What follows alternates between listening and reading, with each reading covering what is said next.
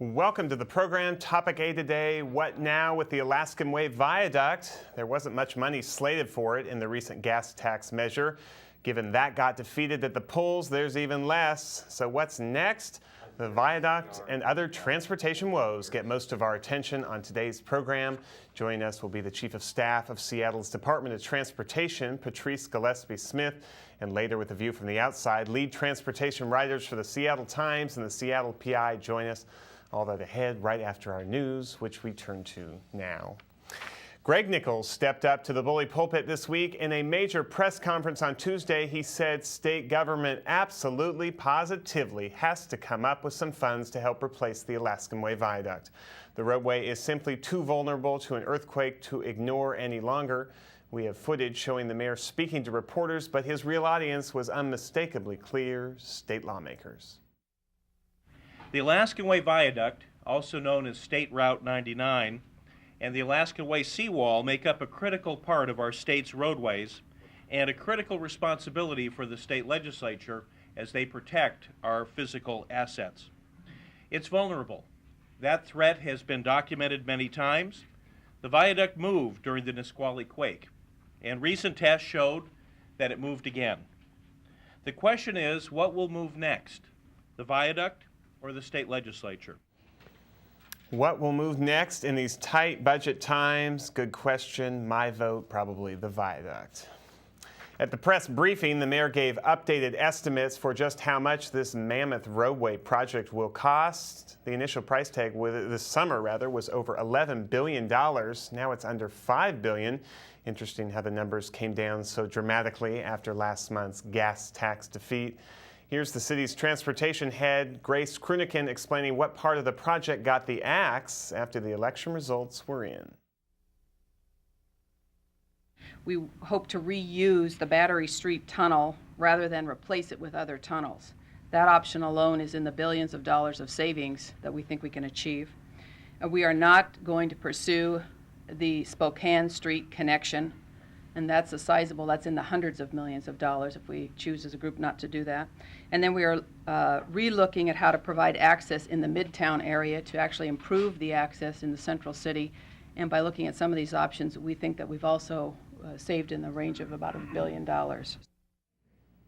Unlike before, the city is now officially adding a much less expensive surface alternative to its list of viaduct options. Up to now, they've looked at only elevated and tunnel designs. Money is making news at the Port of Seattle. Property owners, whether they know it or not, pay taxes to the port to help keep the working waterfront and airport running. Those fees will go up a hefty 37% next year. Some may ask, how can this happen when voters limited increases to 1% annually with last year's Tim Eyman initiative? It's because the port has not raised taxes for a decade, entitling them to a larger increase. Most of the additional revenues will be used to build a second cruise ship dock at Elliott Bay. Port officials say it's worth it. Each time a cruise ship stops in Seattle, an estimated $700,000 is spent in the city for hotels, restaurants, etc. And now this from the category of I can't believe it's actually legal. The city is in the final stages of prohibiting upskirt photography. The activity is just as it sounds, taking pictures up women's skirts while they are out in public. It has been happening, and alarmingly, many photos have ended up on the internet. In a loophole of all loopholes, it's actually not against the law to engage in such unseemly acts in public places in Washington. Jim Compton is out to change that, at least here in Seattle. Here he is this week presenting legislation to his colleagues to end the practice. This is a crime in which people prey on young women who often don't know what's happening. There's an industry out there that's connected with the pornography industry. Our police did a search on the internet and found 1 million hits when the word upskirt was entered in a search engine. I mean, that's pretty shocking. And what it means is that there are literally thousands of sites that are peddling this stuff for money. And the people who do it are creeps, pardon me, but that's the only word I've got for them. Too bad valuable legislative time has to be spent on this menacing problem. As promised, the City Council this week loaned the monorail $20 million to get started ASAP. The group's newly approved tax revenues don't start rolling until next year, and they are so eager they don't want to waste any time. When tax money does begin, the monorail promises to repay the city for the startup money. The council vote was 9-0 to provide the monorail loan, but they didn't hand out the cash without some concerns about how it was going to be used. Councilmember McIver wondered aloud whether the semi-independent monorail group would follow typical procedures in spending city funds. Here's how he put it. Because of the size of it, because of their ability to seemingly issue contracts so quickly, because of their desire to get a fast start, I'm still concerned that we don't have some language that either sets some goals for WIMBY, that requires equal opportunity in hiring, that meets some of those standard goals. McIver's reference to WIMBY, by the way, is women and minority businesses, which are typically allotted at least some portion of city contracts. Well, next year's budget is signed, it is sealed, it is delivered, but it is not settled, actually. There is still some fighting between the mayor and council over the numbers. At issue, parking meters. In an effort to restore the mayor's program cuts, the council planned nearly 1,600 new parking meters around town to generate revenue. The mayor's office now says that 1,600 is too many, too fast. To do so, the city would have to ignore the typical lengthy process of alerting nearby businesses and soliciting neighborhood reaction. Council members are pretty miffed, saying that they weren't told until after they adopted the budget that 1,600 new meters wasn't realistic. If the number of new meters doesn't keep up with the council's projections, they will have to come back later and cut programs that relied on that funding. Two items in this week's Neighborhood Roundup. First, West Seattleites will be happy with this. You've got your water taxi back. The King County Council found money, even in these tight budget times, to restore the service. Previously, there had been no funds for this upcoming year. The taxi is now scheduled to run from April through September. And here's something for all neighborhoods. Seattle fire stations throughout the city are participating in an emergency feeding program this holiday season. Citizens can drop off food donations at any one of the stations through December 20th. And from neighborhood news, neighborhood roundup, to neighborhood events, here's what's making our City Inside Out calendar this week. The Washington Mutual Holiday Ice Rink at Seattle Center is now open for service. It's a fine tradition that even I have partaken of several times in the past. You have until the first weekend in January to enjoy it. The Parks Department invites those in the southeast near Riverview Playfields to come look at plans to renovate those areas. The meeting is Tuesday the 10th at 7 p.m. The Parks Department also has some new designs for Meadowbrook Playfield up north that they would like public feedback on. A meeting takes place there at the Community Center on December 11th. Finally, check your library books out now. All Seattle public libraries will be closed for a week from December 17th through the 25th, a casualty of the city-wide budget cuts. For more information about any of these events, you can check our website at seattlechannel.org. And finally today, a city bird. Currently, Seattle has an official flag, a song, even a flower, the dahlia, but no bird. The local Audubon Society is hoping to correct that oversight. Indeed, they are conducting a poll and hoping to present the winners to city officials. Check their website at seattleaudubon.org to make your selection by the end of the month. The current favorite, we are told, is the great blue heron. And that's the news for today. Up next, transportation issues. After a brief pause to regroup, we welcome the Seattle Transportation Department's Chief of Staff, Patrice Gillespie-Smith, and later reporters from the Times and the PI who follow all these events closely. City Inside Out continues in a moment.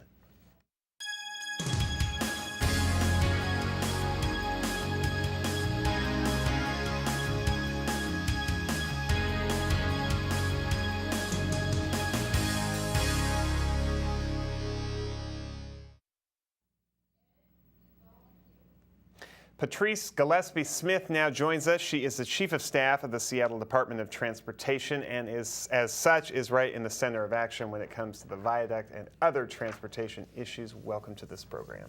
Thank you. The mayor made a big statement, as I alluded to in our newscast this Tuesday, about the viaduct. What's different now that the gas tax measure failed? Well, after months of working very hard with the Washington State Department of Transportation and our consultants, we're coming back with a much reduced budget on all 4 options. So previously we had looked at 3 options. We've added 1 additional one, which will come in even at a lower cost, is what we anticipate. But we have the tunnel option, the rebuild option, and the aerial. And all 3 are significantly reduced. We're looking at $4.7 billion and less for all 3. How'd you get down from $11 billion, which is the big sticker shock everyone saw this summer, to under $5 billion? Well, we had to eliminate some major parts of the project, the biggest of which is the Battery Street Tunnel. We are going to reuse that structure rather than rebuild it and make new tunnels. So why weren't more cost-effective solutions out there for voters before this R51? I mean, it took time. Initially, we looked at a long-term solution. This is still a long-term solution, but at the mayor's request, we went back and looked at what we can do now. And so we are eliminating some major parts. the question then will be, are you eliminating or are you just sort of breaking these down into phases? I mean, these new proposals, which really deal with the central waterfront parts, and not the Battery Street Tunnel or Spokane Interchange down the south, but just the sort of central waterfront part. Are we to understand that that's just phase one? And No, this is a completely different project. When we talked about phases in the beginning, there would have been temporary structures, meaning you really couldn't have left those phases on their own. We're looking at something that can stand alone indefinitely and can service the community for the long term. We are looking at something that is going to have fewer bells and whistles, if you will. We're not going to have the Spokane interchange. We're not going to have ramps in the Midtown area, and again, we're reusing the Battery Street Tunnel. the Battery Street Tunnel is a big cost item, $5 billion or something. 4 to 5 billion. 4 to 5 billion. If you don't do it and you keep the current tunnel, what's the downside of that? Do you lose capacity? Do you? Well, What would doing the tunnel have done? the tunnels would have brought part of the project underground. It would have been an extended tunnel for the Battery Street area. And it also would have addressed some federal mandates that we have, that anytime you start altering the existing structure, you have to abide by federal standards. You got a cost-conscious electorate, no doubt. One thing you've done since the election is add a surface alternative. That is, the idea of not tunneling and not elevating, but just doing something at surface. Why wasn't that? It seems surprising that that wasn't an option before R51's defeat. It was, people were talking about it previously. There are concerns about the capacity. It will not meet the capacity of the other three options. However, there's a lot of people on our staff that are looking at how you move people and goods more efficiently. Transit, carpools, ped and bike options, which currently don't exist with the existing structure. Does the fact that the monorail will kind of go that route have any effect? Does that help you in terms of not needing to do as much? Well, that's a really good point. It will run parallel, but it's not that close to the proposed plan. But it is, I mean, again, it's all part of that flexible transportation approach we're looking at, is to get more people looking at options to driving alone. But when people see the sort of big four alternatives, they will now see a surface option. Yes. With all the problems that may accompany a surface option, but still, I assume that's by far the least expensive. Yes, well, we're pricing it right now, and we're anticipating that it will be the cheapest alternative. Also, we like to think that it removes the blockage that you have right now of the views. It ties in the urban corridor. A lot of people see it as a very user-friendly because it will be so accessible. But we need an option out there that in the event that this viaduct collapsed tomorrow, we need to have plans in place to pursue to address that capacity issue. Couple other things about this. The mayor was really talking to the state legislature. What does he need? What's the bottom line for him? Bottom line, we need at least $20 million to keep this project on life supports. We need to find an alternative that we can move forward, and that means we have to go through the EIS project, which is the Environmental Impact Statement. And without that money, this project, every day of delay costs us money. As a matter of fact, every month costs us $6 million in inflation. So you get $50 million from the state if you're lucky. I think the mayor had added $5 million of city money. You got Right. a $20 million EIS, and that gets you what? It gets- 4 alternatives by May or something? It actually gets you a preferred alternative by the end of 2004, but we actually, within 1 year from now, we'd have what we would think is a preferred alternative, but the federal laws require that we understand every impact, and there's a lot.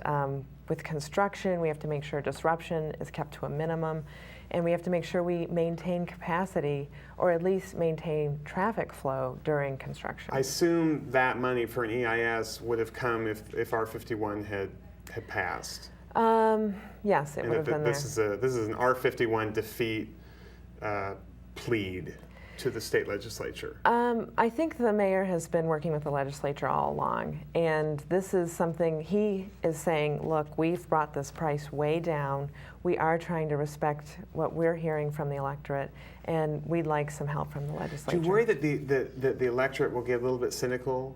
I mean, here we had these huge numbers, 11 billion, even 15 billion was thrown out. You get an election defeat, and then suddenly it think looks like they- it can be done for under 5 billion. Well, I actually was thinking they'd be hopeful. They're seeing that the government heard them. Long before Referendum 51 was defeated, the mayor asked us to come back with a more affordable and achievable project. He heard people long before that particular vote.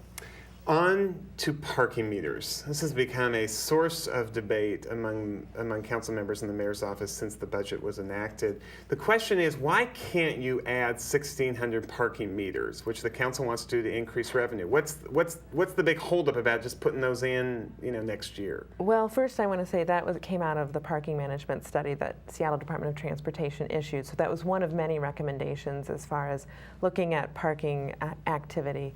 You mean you want to take credit for it, and it wasn't just the council's idea to get revenue that way? Well, no, actually, I just want to say that it wasn't as if council just said, well, why don't you do this? It was one of many recommendations that we had in a study.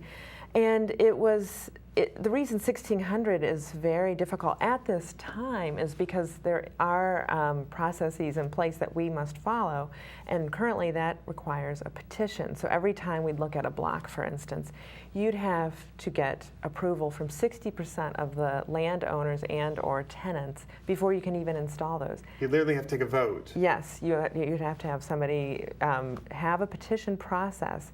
So it is very labor intensive. But the good news is our staff is going to be reporting back to council some alternatives to that community outreach approach that may expedite that maybe they'll have public meetings rather than a petition process, or maybe they'll have a mail-in process. They're looking at alternatives to hopefully speed that up. But yes, right now, 1,600 in a 2-year period is It's just not feasible, Right. is the mayor's position. yes, under current processes. Did you give information to the council that led them to believe it was? I mean, that's the question. The council feels like We gave them, and the world, in the ideal situation, how many could be implemented overall. I don't think we gave them a specific timeline with that. And that's why we're coming back to them saying, okay, here's what's feasible, and also here's what may speed up the process. Just a minute left. Well, then, so the idea is, 1,600 is, you could do that, but just can't do it so quickly. How many can you do? Have you come back with can you do 300 under these current processes where you got to get 60% of the adjacent property owners to agree? They have looked at, and they're saying in the past we've never done more than 100 in a year, so we're thinking that potentially we could do 300. How many does the city now have? 8,750. So, and that's since the 1950s we've been putting those in. Patrice Gillespie-Smith, thank you so much for being here. Thank you, CR. You are the Chief of Staff of the Seattle Department of Transportation. Stay with us. Coming up on Inside Out, 2 journalists who cover this important topic of transportation join us in a moment.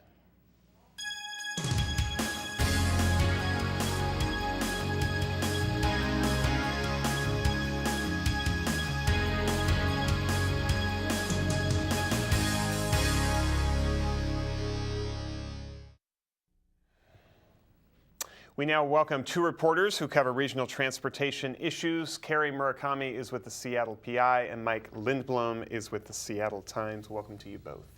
Hi. Mike, let me begin with you. We just had a discussion with the Transportation Department about the viaduct. What's your take from your reporting about why these costs went from so much, your paper even said $15 billion at one point, to way under $5 billion? Well, a couple things. First, that the $11 billion estimate that came out this summer included a lot of things that have now been taken out of the project, including an interchange at Spokane Street where it approaches the West Seattle Bridge, and some lidding north of the Battery Street Tunnel. And in fact, the $11 billion scenario included a brand new tunnel next to the Battery Street Tunnel. What they've done now is curtail that back to having a shorter waterfront tunnel of about a mile that connects to the Battery Street Tunnel with a few cross streets at Mercer and Roy to help relieve the Mercer mess a bit. So it's a shorter project that connects with the existing highway better. I mean, interesting, your paper, the headline wasn't necessarily that the cost went down. I mean, for you, I guess, the central waterfront part of it is still the same rough cost. Right. The old idea included a $4.3 billion phase one. And what they're talking about now is a $3.9 billion to $4.7 billion project that can stand alone by itself. So not really different. Well, the project is different, but the dollar amount is in the same ballpark, although there are some ways to cut costs that involve how you do the construction and leaving out certain portions of the project, but that all still requires a lot of engineering study. Carrie Murakami, let me get you in here and back up for a second. We weren't really talking about the viaduct much during the Shell years, and suddenly Greg Nichols comes in and it's top of every priority list he has. How come? Well, I mean, we did start talking about the viaduct during Shell, during the latter part of the Shell years after the earthquake struck and the seismic risk came to light. But I think Greg, has pushed that forward, and continued to really press forward to the extent that he held out in endorsing 51 last year because it didn't have enough money for the viaduct. And I think, on a personal level, I think, as a native of West Seattle, he remembers back in the early 70s when that barge rammed into the old West Seattle Bridge and cut off West Seattle from the rest of the city, and he remembers what a mess that was, and he doesn't want to see the same thing happen with the viaduct falling down again. How much, to both of you, Mike, first, did this election defeat of Referendum 51 change things? The defeat of Referendum 51 was, I called it a sobriety check in my story earlier this week.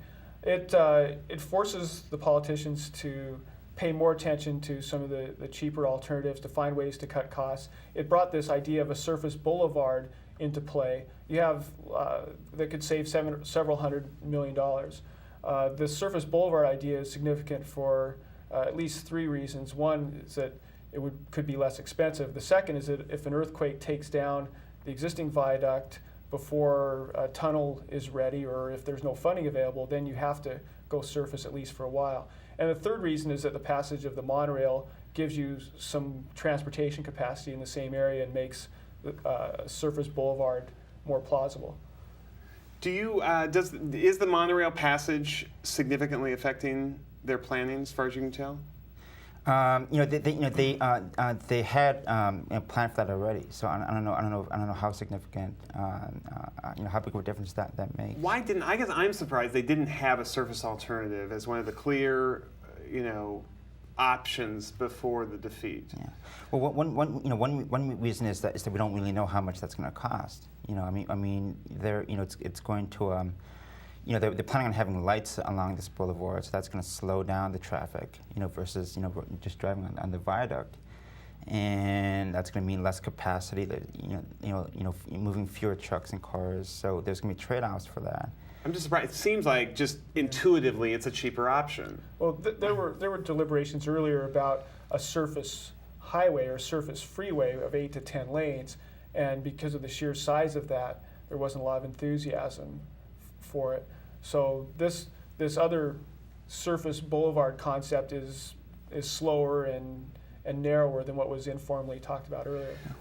Yeah. Well, plus, in talking to the state folks this week, I mean, they noted that, if it's gonna reduce capacity. So what else do you have to do? I mean, do you have to widen other streets to be able to handle the extra to 10 other cars, or do you increase bus service to get more people to move people by bus? And is there a cost for that? So I mean, even though there's no actual structure like a viaduct or a tunnel, there's other costs besides just putting like a. It is interesting. You spend all this money, these billions and millions of dollars for any of these one alternatives. As far as I can tell, you don't really increase capacity a whole bunch. No, this looks entirely like a safety project more than a new highway expansion project. The only possible gains, there are a few small gains you might get. One is a new highway, whatever type it is, will have shoulders, so stalled vehicles won't create as much blockage. And the second thing is that they're studying ways to cross Highway 99 around Mercer and Roy Streets, which might create some relief around the South Lake Union area. But the biggest single thing is you get rid of the earthquake. No, I mean, it's a safety project, not a highway expansion. Yeah. Well, plus, I mean, part of the viaduct plan that's not talked about very much is demand management, which is van pools, better bus service, transit, transit related options. That's how they're planning on accommodating the growth that's going to happen in the future. Because they'll add a couple of transit lanes. Is the idea, at least? I mean, there's keeping the capacity around the same as it is now through replacing the viaduct in some form, but also trying to increase it by doing some stuff to encourage people to take transits. It will not be profound to note that the state legislature is not thrilled with giving out money these days. What does your reporting tell you about how likely they are to heed the mayor's call this week for $15 million for an EIS to keep this project alive? Well, that amount in the greater scheme of things is not a huge amount, but I wouldn't guess what Olympia will do about it. There's a lot of, there's an anti-Seattle mentality, and the $15 million could take on all sorts of symbolic values, both for and against, that are far out of proportion to the actual amount. If they don't get it or get a reduced amount from Olympia, do you think the city ends up kicking in the difference to keep this project at least going, get an EIS done? Well, I think it'd be hard. I mean, the city is closing the libraries for a couple of weeks. They're making human services cuts. There's this whole issue with the parking meters and whether there's a budget deficit in 2004. I mean, they don't have any money. So where they're going to find $15 million? It's not really very clear. We got a couple minutes left. The monorail, they're off and running, no problems. They got their loan. What's any big hurdles left for them, Mike Lindblom? They need to look for a few technical fixes from the legislature. One of them being to prevent a loophole where people can evade the tax by getting a post office box somewhere else. This would seem to be a relatively easy thing to fix, but we'll see. What about creating a board? Oh, I mean, it's a big question now, because I mean, if you talk about hurdles, now the work gets started, right? I mean, we start designing this thing, and simple things like where do you put the pillars, on the streets, and is that going to take out lanes, turning lanes and parking lanes? I mean, that's going to bring some protests from the neighborhood, probably a vocal minority. And so there's going to be some pressure on the board to mitigate that and give them amenities, and which would drive the cost up. Right. So a big question for the board is whether we're going to have a board that's going to be able to say no and have the political will to do that, or if they're just going to hand out everything that people want and drive up the cost of this whole thing. Final thought, Mike Lindblom, about the board. And how soon you think it'll be implemented? Well, Tom Weeks, the existing chairman of the Seattle Popular Monorail Authority, has been saying 3 to 4 months to make that transition. And as far as They're I know, full speed working ahead on and it everything quickly. else, so maybe that too. Yeah, Mayor Nichols has said that he's been thinking about whom to pick, but I don't have any. Got to close there. Thank you both for joining us. Mike Lindblom of the Seattle Times, Kerry Murakami of the PI. A program note before we close. Join us for Ask the Mayor this coming Wednesday, December 11th at 7 p.m. right here on the Seattle channel. Go straight to the top with your questions about city government. The mayor is here. Our lines are open. On behalf of everyone here at Seattle Channel, I'm C.R. Douglas. Thanks for joining us. We'll see you next time.